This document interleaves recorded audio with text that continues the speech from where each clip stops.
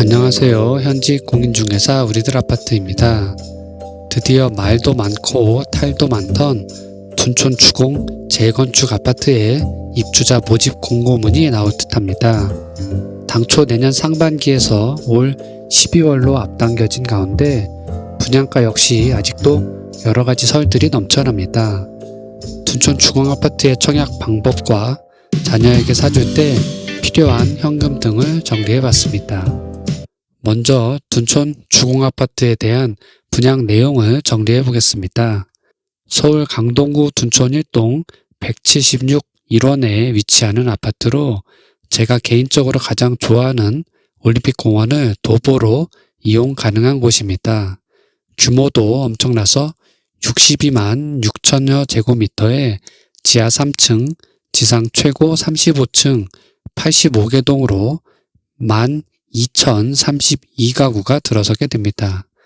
단군 이래 가장 큰 재건축 사업으로 불리며 조합원 분양이 6,210가구, 일반 분양이 4,776가구, 임대주택 1,046가구가 분양됩니다. 현재까지 알려진 분양가는 평당 3,800만원대가 가장 유력한데 이 경우 전용면적 59제곱미터는 9억원 초반에 84제곱미터가 12억원 중후반으로 책정될 것으로 보입니다. 내년으로 예정됐던 입주자 모집 공고도 올 12월 9일로 당겨져 둔촌 주공이 아닌 올림픽 파크 포레온을 노렸던 분들이라면 앞으로의 계획을 구체적으로 따져볼 시기가 됐습니다. 일반 분양 4,776세대 중 가장 관심이 많은 타입은 59와 84 타입입니다. 얼마 전 발표된 규제지역 청약 개선안이 적용될 경우 100% 가점제가 아닌 추첨제가 적용됩니다.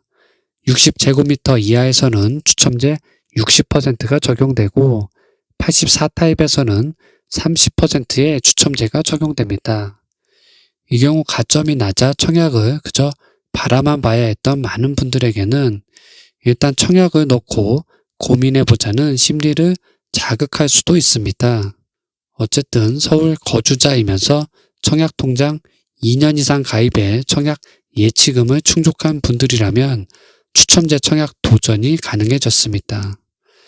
동시에 추첨제의 확대로 인해 59 타입 청약을 받아 신혼부부나 아들, 딸들에게 물려주려고 계획을 세우는 분들도 늘 수밖에 없습니다. 자녀의 나이와 대출 규모, 모아둔 자금 등이 얼마나 되는지에 따라 세부적인 내용은 달라질 수 있지만 가장 많은 유형이 될 수 있는 사례를 타입별로 정리해 보겠습니다. 먼저 59 타입의 31세 자녀가 추첨제 청약에 당첨됐을 경우 어떻게 하면 가장 효율적인지 정리해 보겠습니다. 평당 분양가를 3,800만원으로 계산했을 때 24평 기준 9억 1,200만원의 분양가가 나옵니다. 발코니 등 옵션 5천만원에 취득세 3천만원을 더할 경우 대략 10억원의 자금이 필요합니다. 잔금 대출을 LTV 40%로 계산했을 경우 4억원을 뺀 약 6억원 정도가 필요합니다. 4억원을 원리금 균등 30년 만기에 연이자 5%로 계산했을 경우 월 상환액은 214만원 정도입니다. 나머지 6억원 중 2억원은 차용증을 쓰고 무이자 부모님 찬스를 쓴다고 해도 약 4억원이 필요합니다. 즉 30대 초반 자녀가 59제곱미터 추첨제 청약에 성공하고 입주해서 등기까지 마치려면 최소 4억원의 현금이 순수하게 자기 명의로 준비가 되어 있어야 자금 조달 계획서를 무리 없이 제출할 수 있습니다. 맞벌이 부부라면 향후 입주 후 30년간 매달 214만원의 원리금을 상환하며 살아야 합니다. 입주 시기가 대략 2024년 정도인 만큼 잔금 대출 이자가 생각보다 더 높을 수도 있습니다. 이 경우 월 부담액은 250만원 선까지 늘어날 수도 있습니다. 84제곱미터의 경우도 마찬가지입니다. 33평 기준 평당 3,800만원으로 계산하면 분양가가 12억 5,400만원입니다. 발코니 등 옵션을 6천만원에 취득세에 4,100만원을 더할 경우 역시 1억원 이상이 추가로 더 필요합니다. 5억원을 원리금 균등 30년 만기에 연이자 5%로 계산하면 월 268만원 정도를 매달 상환해야 합니다. 13억 5천만원 중 5억원을 뺀 나머지 8억 5천만원이 필요한데 부모님 무이자 차용증 찬스로 2억원을 뺀다 해도 6억 5천만원의 자금 조달 계획서가 준비되어야 합니다. 특히 84타입의 경우 12억원 이상에 걸려 중도금 대출도 안 나올 가능성이 있기 때문에 중도금 대출에 대한 계획도 필요합니다. 물론 기존에 살던 집을 팔아 이들 비용을 준비한다면 아무런 문제가 없습니다. 40대에서 50대 중 서울 시내에 5억원 이상의 집을 보유하고 있던 1주택자라면 추첨제를 통해 당첨만 되면 위의 자금 계획을 참고해서 잔금 납부도 가능하고 대출 규모도 줄일 수 있습니다.